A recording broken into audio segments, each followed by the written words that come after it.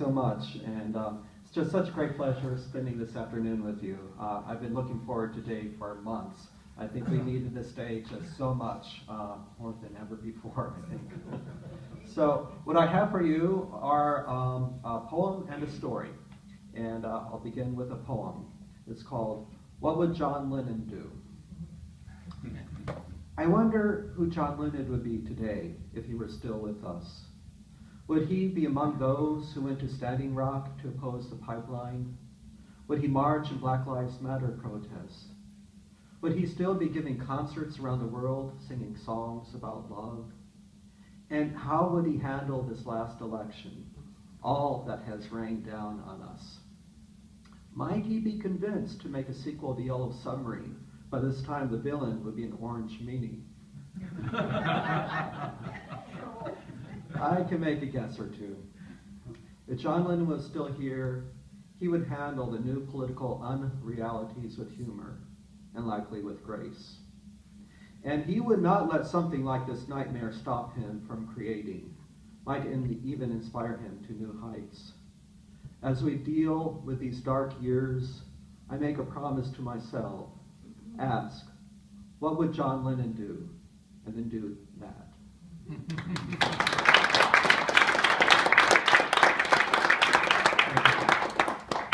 So next is my story, sort of like my Beatles story. Friends tell me stories of how they came to the Beatles. Many stories tell of the famous broadcasts on the Ed Sullivan Show. One friend, growing up in a household that watched Florence Welk, defied her parents that night. Even though it meant getting no dinner, she watched that famous broadcast in the family's basement TV. There were saltine crackers in the basement. She reports that her dinner of crackers that night was worth it. I do not have such stories. I was too young for the famous night. And I have to say, if I had been born some years earlier, yeah, I would have been there with Woodstock and Haight-Ashbury and all those places, but that's not my story. It's probably the story of many of you in the room here. So to me, the Beatles became that group my frenzied female babysitter screamed about. Over time, school kids brought in their newly purchased 45 LPs to show off, displaying that green apple that was cut in half on one side. I was slow to rock and roll.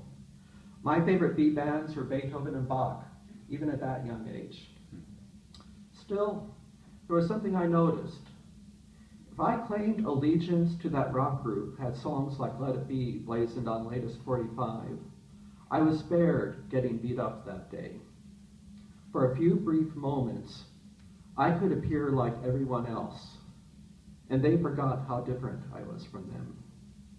Raising my hand to the flag of the Beatles protected me, sometimes. That's my story.